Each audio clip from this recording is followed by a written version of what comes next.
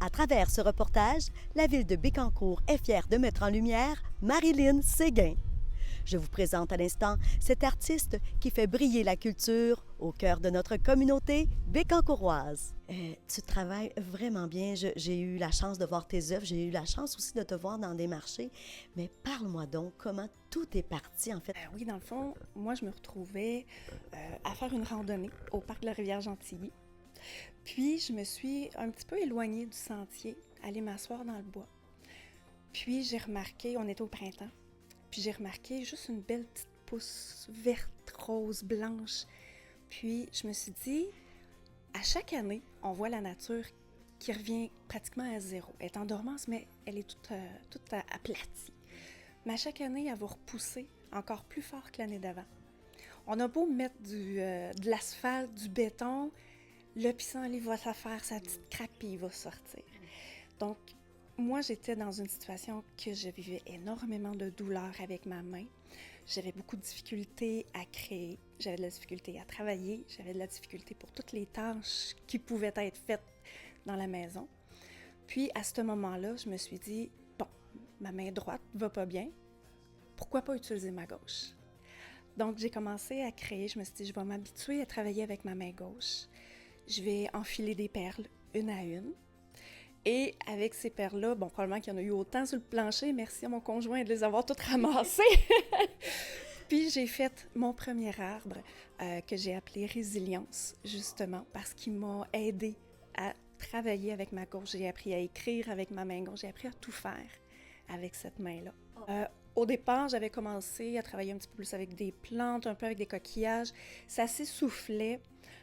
Moi, je veux continuer à créer. J'aime créer, j'ai besoin de créer. Puis, en faisant cet arbre-là, j'ai fait « c'est trop beau ». Je me souvenais que quand j'étais petite, ma mère en faisait. Il y a déjà eu une mode de ça. Moi, je me suis dit « tiens, je le relance ». Et j'avais la petite voix intérieure qui me disait « oui, vas-y ». Mais j'avais tout le temps cette petite voix-là, continue, continue.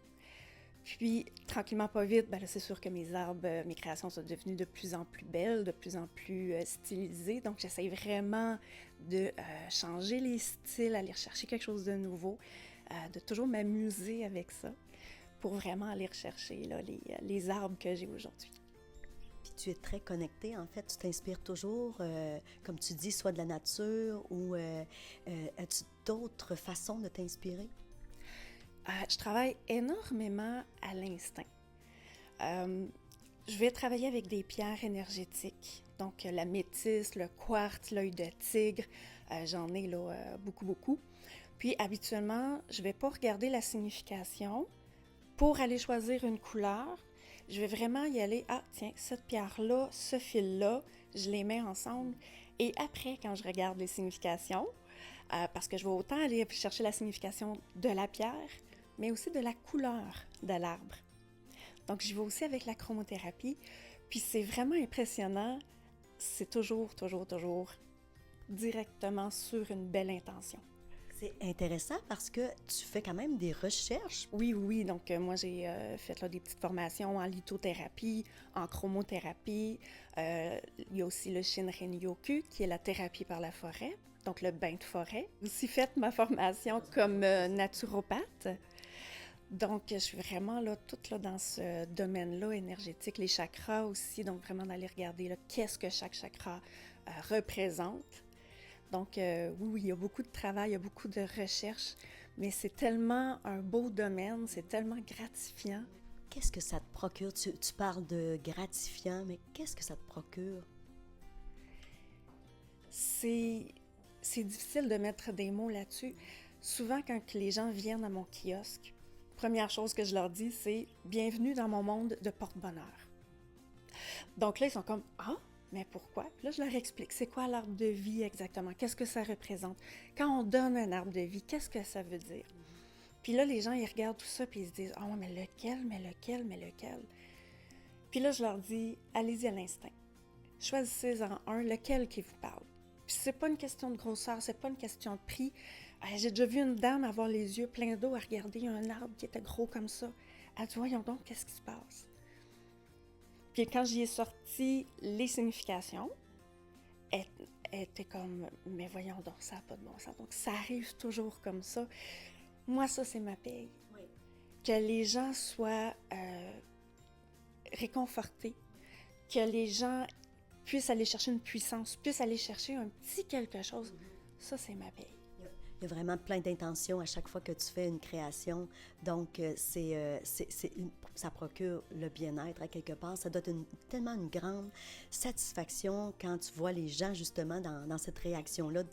Et puis en plus, c'est fabuleux que tu puisses mettre des thèmes à chacune de tes œuvres parce que justement, ça prend une signification encore plus grande. Tu sais, tu dis oui, ça a été fait par un artisan, mais elle a encore plus de valeur. Oui, puis quand je fais mes arbres, quand je fais une œuvre, je suis pas en production. Tu sais, je suis 100% focusée dessus. C'est juste des bonnes intentions, de la bienveillance, du positif qu'il y a là-dedans. Si je suis fâchée, je ferai pas un arbre, je vais faire du ménage. Oui. Mais sinon, c'est ça, chaque arbre, je le sais que je le fais pour quelqu'un. Je sais pas qui, mais je sais que c'est pour quelqu'un. Donc, moi, je suis pas étonnée quand les gens arrivent à mon kiosque et qu'ils font « Mon Dieu, qu'est-ce qui se passe ici? » « Ah, mon Dieu, c'est quoi cette énergie-là? » Je dis, je la mets là pour eux. Les gens qui me disent « Ah, ben j'ai pas la patience, moi, de faire ça. » Ben c'est pour ça que je l'ai fait. Moi, je l'ai fait, puis vous en profitez.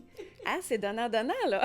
Dis-moi, puis comment, en fait, tu réussis à distribuer tes œuvres? Parce que oui, là, toi, tu fais ça dans ton sous-sol, tu t'es vraiment fait un bel atelier. Je me promène dans les marchés. Beaucoup, beaucoup.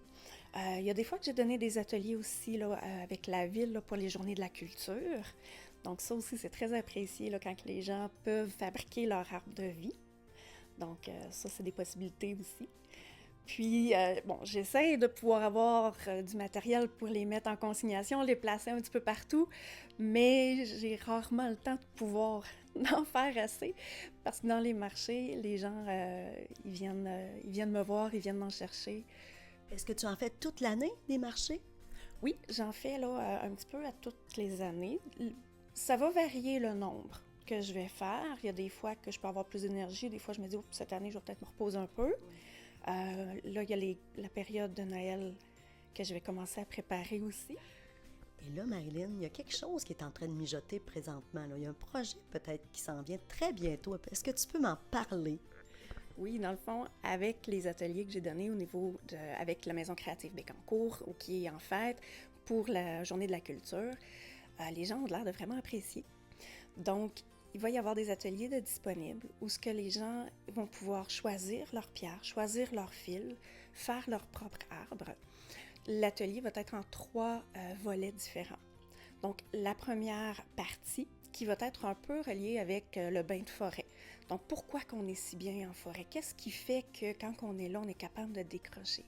Il y a des recherches scientifiques là-dessus. Donc, première partie, un moment de pleine conscience, on prend contact avec la nature. Ensuite, on va aller réfléchir sur notre arbre de vie. C'est quoi nos racines?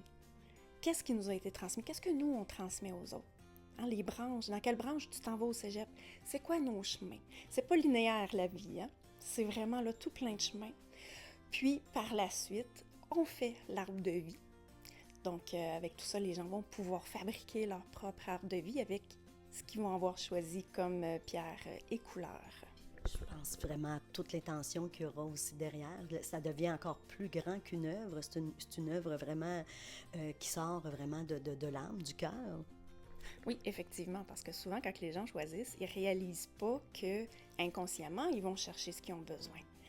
Moi, je leur donne à la suite les significations, mais pas avant. Pour que les gens ne décident pas avec leur tête, mais bien avec leur cœur.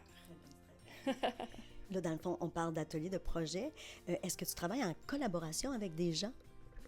Oui, bien, il y a mon conjoint qui est aussi très bricoleur, si je peux dire, très manuel. Donc, lui, il adore aussi travailler là, avec de la peinture, tout ce qui va être de l'impression 3D aussi. Mon conjoint, il va les peinturer à la main, puis que je vais pouvoir les intégrer dans l'œuvre que je suis en train de faire. Donc, vous devenez vraiment une équipe de travail. Oh oui, on est une équipe de vie, une équipe de travail. Des parents d'équipe, on fait tout ensemble comme ça.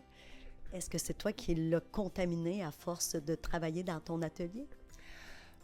Il a toujours aimé ça. Je me rappelle, là, 20, 25, 27 ans, il faisait déjà de la peinture, de petites figurines. Il aimait ça beaucoup quand il s'achète un jeu de société. Il va tout peinturer, il va tout placer. Puis c'est certain que moi, en faisant aussi à côté, on s'est installé un atelier pour tous les deux. Puis là, quand j'ai une idée, je fais « Ah, serais-tu capable de me faire ça? » Il va regarder. Puis là, il va le faire. Puis là, je fais « Ah oui, c'est ça, je veux. » Puis là, on va vraiment aller rechercher. Donc, on a chacun nos forces. Vos forces, puis vous vous motivez aussi ensemble. Je trouve ça le fun, vous vous stimulez.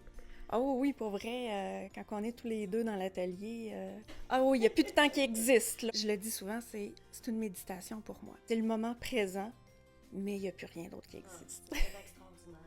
Puis ton entreprise s'appelle Terre-Mère Création. C'est très joli comme nom d'entreprise. Merci. Donc, c'est vraiment pour aller rechercher donc, la terre, la mer, notre terre-mère, donc tout ce qui est vraiment ce qui nous entoure. Donc, tout est important. Puis je pense qu'un retour à la nature s'impose aujourd'hui. Puis je pense qu'en ce moment, les gens sont à ce point-là. Ça commence à se dire, OK, regarde, peut-être que je n'ai pas besoin de travailler 60 heures semaine. Peut-être que je pourrais avoir un jardin. Il y en a de plus en plus des jardins. Donc, ça va vraiment aller rechercher ça. Donc, c'est ça qui m'a inspirée aussi pour toute mon entreprise. Puis là, pour les gens qui ne te connaissent pas, comment on peut te rejoindre? Oui, bien, vous pouvez me rejoindre par ma page Facebook, donc à Terre-Mère Création. Puis, vous pouvez là, me contacter sur Messenger aussi. Donc, je réponds là, à ces messages-là. Il y a des possibilités de personnaliser. Donc, quelqu'un qui dit « Ah, j'aimerais avoir tel type de feuille avec tel arbre, telle pierre. Y a-t-il quelque chose? » Donc, oui, il y a possibilité. Merci beaucoup, Marilyn Séguin. C'était un grand bonheur de te rencontrer et bonne continuation. Et c'est Aline Richard pour Télécœur.